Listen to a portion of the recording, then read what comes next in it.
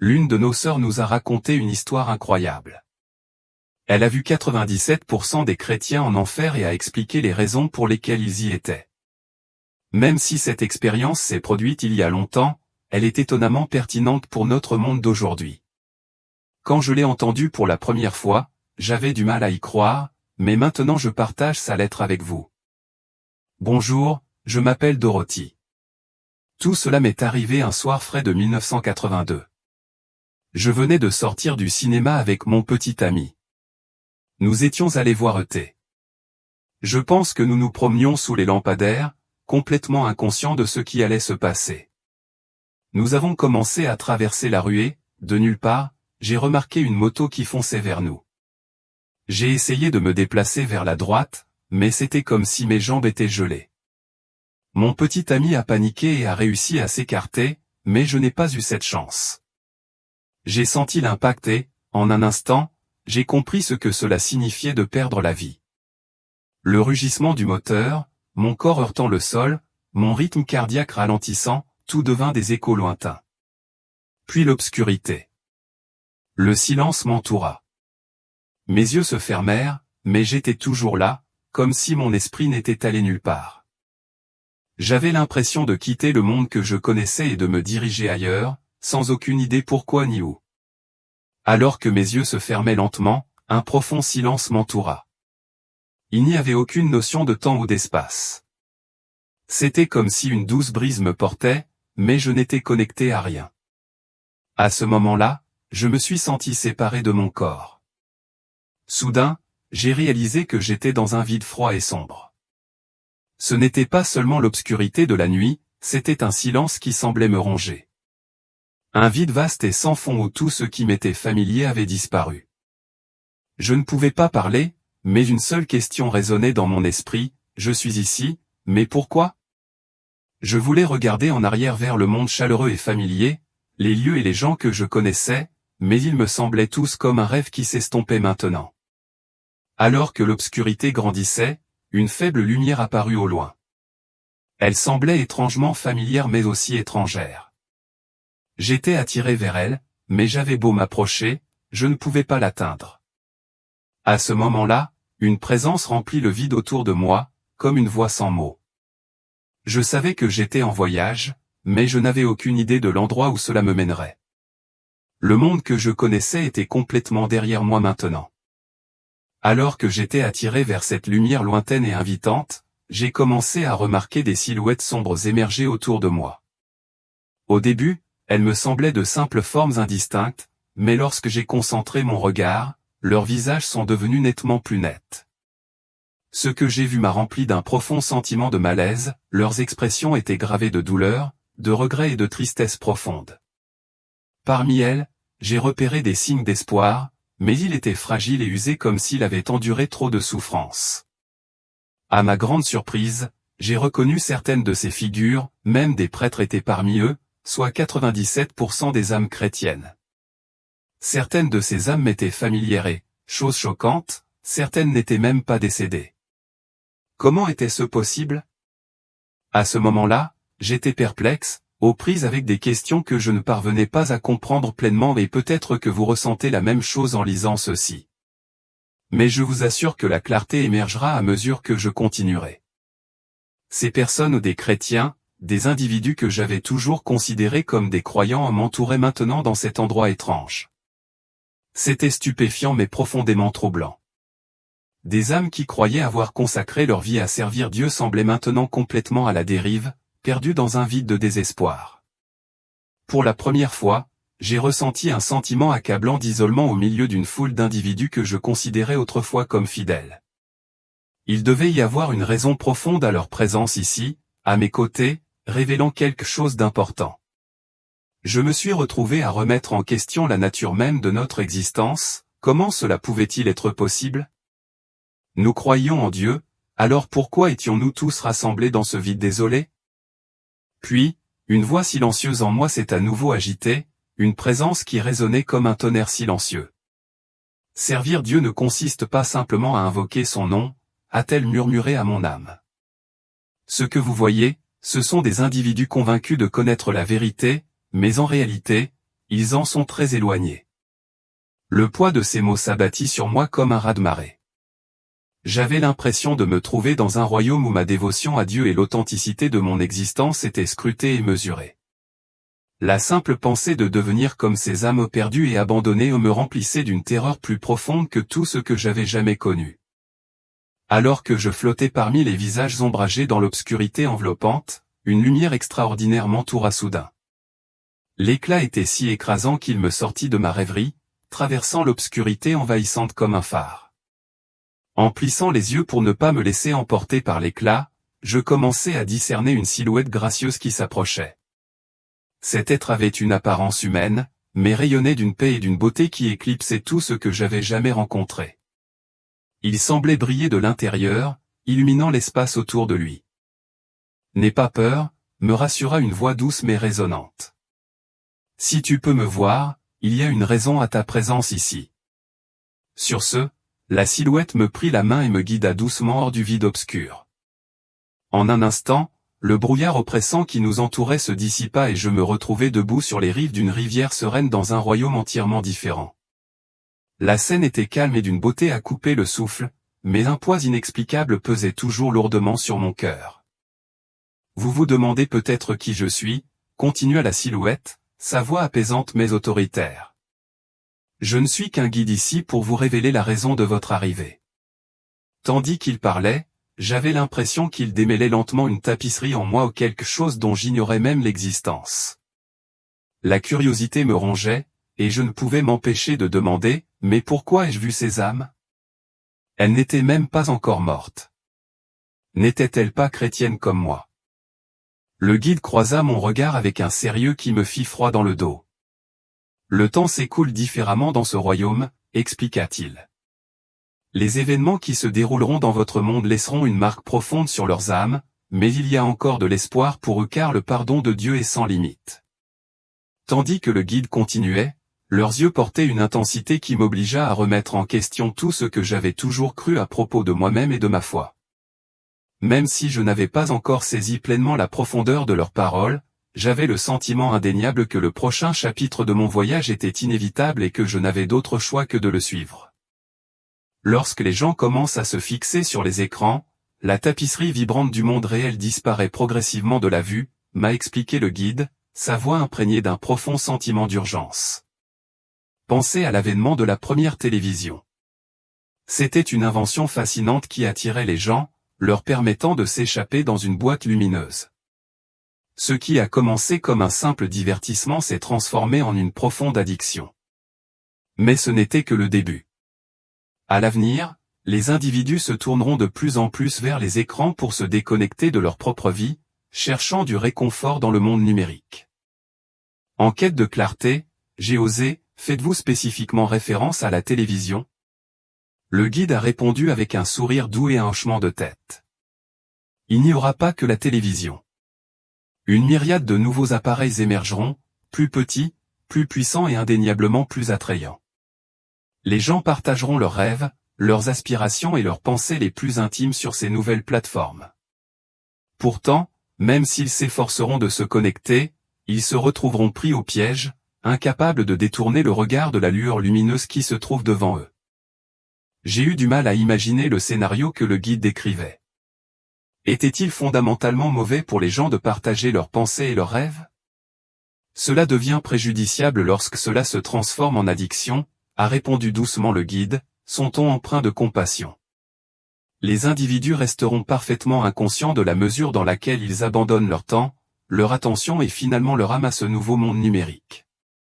En s'immergeant dans la vie et les images des autres, ils espéreront se connecter, mais paradoxalement, ils s'éloigneront encore plus, perdus dans une mer d'expériences organisées et d'interactions fugaces.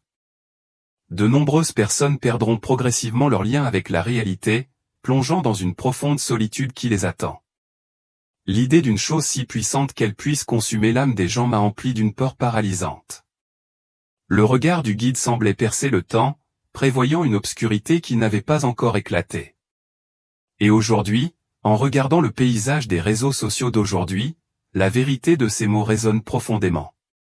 Je me souviens d'y avoir réfléchi à l'époque, incapable de saisir pleinement sa signification, mais maintenant tout est d'une clarté alarmante. Le guide avait prévu le monde dans lequel nous vivons aujourd'hui, et je ne l'avais même pas reconnu à l'époque. Le guide m'a doucement introduit dans une foule de jeunes qui nous entouraient.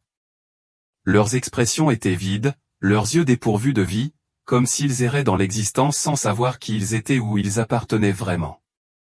J'avais l'impression qu'ils étaient à la dérive, cherchant désespérément quelque chose qu'ils ne pouvaient pas tout à fait exprimer.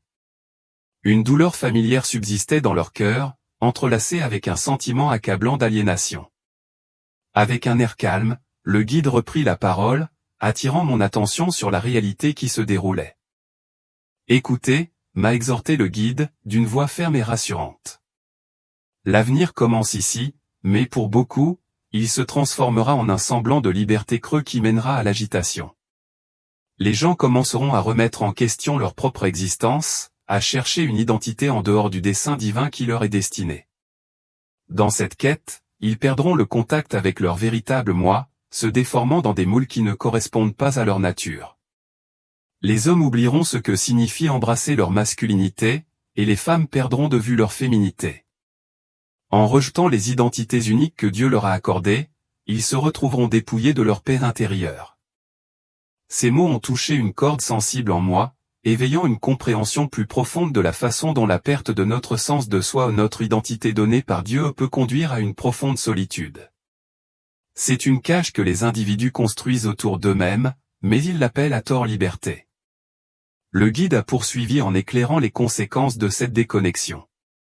Au fur et à mesure que ces jeunes s'éloignent de l'essence que Dieu leur a inculquée, ils se sentent de plus en plus à la dérive. La paix qu'ils recherchaient autrefois se transforme en confusion et le désir d'appartenance amplifie le vide qui les habite. Ce que j'ai vu confirme une inquiétude que j'avais enfouie au plus profond de mon cœur depuis des années. Au lieu de trouver la paix véritable, les jeunes chercheraient sans cesse et, à chaque instant, s'éloigneraient davantage de leur véritable moi. À chaque pas, ils sentiraient leur identité authentique s'éloigner davantage, perdus dans les ombres d'une réalité qui ne résonnait plus avec leur âme. Le guide m'a doucement pris la main une fois de plus et nous nous sommes retrouvés ensemble devant une église grandiose et imposante. Dès que j'ai franchi le seuil, une sensation troublante m'a envahi. L'église était pleine à craquer, les gens étaient rassemblés, mais je ressentais une profonde absence. Le guide a légèrement incliné la tête et a dit, « Regardez attentivement et faites attention à ce que vous observez. » À l'intérieur, les fidèles levaient les mains en prière, invoquant Dieu avec ferveur, mais leurs regards et leurs expressions manquaient de profondeur ou de sincérité. On avait l'impression qu'ils se contentaient de suivre un rituel plutôt que de se livrer à une véritable prière. L'église était indéniablement belle, ses murs polis brillaient et les décorations étaient époustouflantes, mais l'esprit, cette présence sacrée, était manifestement absente. Ces églises invoqueront le nom de Dieu, expliqua le guide, mais elles resteront comme des édifices vides, de simples coquilles qui ont perdu leur âme. Les sermons prononcés ici n'offriront que ce que la congrégation désire entendre, les apaisant superficiellement sans les inciter à examiner véritablement la volonté de Dieu. Dans ces murs, vous trouverez des mots qui réconfortent mais ne provoquent jamais de réflexion. En scrutant la foule, il est devenu clair que même si tout le monde était physiquement présent, leur cœur et leurs esprits étaient ailleurs. Ils allaient à l'église par habitude plutôt que par véritable foi ou dévotion. Le guide a poursuivi, dans les jours à venir, les gens se convaincront d'avoir trouvé un sens à ces endroits, mais en vérité, ils s'éloigneront encore plus de Dieu. Le culte ne servira plus de canal de connexion, il se transformera en une simple activité sociale, une routine accomplie sans but. Alors qu'ils croient glorifier Dieu, ils ne font que glorifier leur propre confort. En quittant l'église, j'ai ressenti un profond malaise s'installer en moi, aux prises avec les implications d'une communauté de foi qui pourrait sombrer dans un tel état. Chaque pas que je faisait écho aux paroles poignantes du guide dans mon cœur, m'incitant à remettre en question l'essence même du culte. Dans un monde où la vraie foi et la dévotion semblent avoir disparu, quel sens reste-t-il au culte lorsqu'il est dépouillé de son authenticité? Mais ce n'était pas la conclusion de ma vision. Jusqu'à présent, le guide avait dévoilé des réalités qui se déroulaient déjà sous mes yeux, cependant, il était maintenant prêt à me révéler ce qui m'attendait. Le guide me prit doucement le bras et me conduisit dans un royaume plus sombre, plus inconnu. Soudain, des images vives commencèrent à défiler devant moi ou des visions de choses qui n'existaient pas encore dans le monde que je connaissais, mais qui semblaient étrangement proches de devenir réalité. C'était comme si des éclats de lumière jaillissaient dans l'obscurité, illuminant des scènes qui me coupaient le souffle. Le chaos était palpable, partout où je regardais, il y avait des écrans numériques, des systèmes complexes et une force invisible qui semblait contrôler les masses. Les gens n'étaient plus connectés les uns aux autres, à la place, ils interagissaient avec des visages sans vie piégés dans des boîtes en métal et des êtres artificiels projetés sur des écrans. Tout le monde semblait connecté à un réseau invisible, mais personne n'était véritablement connecté à une autre âme humaine. Le guide poussa un profond soupir résonnant avant de parler. L'avenir ne sera pas seulement marqué par les avancées technologiques, il évoluera également vers un paysage où les individus abandonneront leur âme à ces innovations. L'intelligence artificielle et d'autres outils émergeront, promettant d'améliorer tous les aspects de la vie, mais en réalité, ils dépouilleront les gens de leur volonté, de leurs pensées et même de leur cœur. Les individus se retrouveront à perdre le contrôle de leur propre vie. Alors que je contemplais la scène qui se déroulait devant moi, j'ai vu des gens se déplacer comme s'ils n'étaient que de simples automates, leurs actions, leurs pensées et même leurs émotions dictées par des commandes extérieures. Les véritables connexions humaines, les émotions authentiques et les pensées originales allaient devenir de plus en plus rares. Leurs yeux étaient vides, dépourvus de vie, et leurs âmes semblaient emprisonnées dans une existence dont ils ne pouvaient s'échapper. Le poids de cette révélation pesait lourdement sur moi, me remplissant d'un sentiment de terreur pour ce qui allait arriver. Ce monde dont j'étais témoin était un rappel brutal de la fragilité de l'humanité face à une marée technologique écrasante, menaçant de noyer l'essence même de ce que signifiait être humain. Ces gens étaient devenus de simples ombres, se déplaçant uniquement au gré d'ordres invisibles, leur volonté étant arrachée. Les cœurs qui cherchaient autrefois la voix de Dieu se tromperont désormais avec la technologie, se lamentait le guide. Les individus en viendront à compter sur l'intelligence artificielle non pas comme un outil de prise de décision, mais comme un moyen de parachever leur être. Pourtant, plus ils suivront cette voie erronée, plus ils s'éloigneront de leur propre existence et de l'essence de leur âme. La créativité et l'esprit dont Dieu les a dotés seront supplantés par une dépendance malsaine aux machines. Le guide s'approcha, l'expression grave. Ils abandonneront leur propre âme, leur volonté et même leur identité. La capacité de se gouverner eux-mêmes, de remettre en question leurs propres pensées, s'amenuisera. La technologie s'efforcera d'usurper la place de Dieu dans leur vie, réduisant les êtres humains à de simples ombres obéissantes. Ces mots brisèrent les restes d'espoir qui s'accrochaient à mon cœur.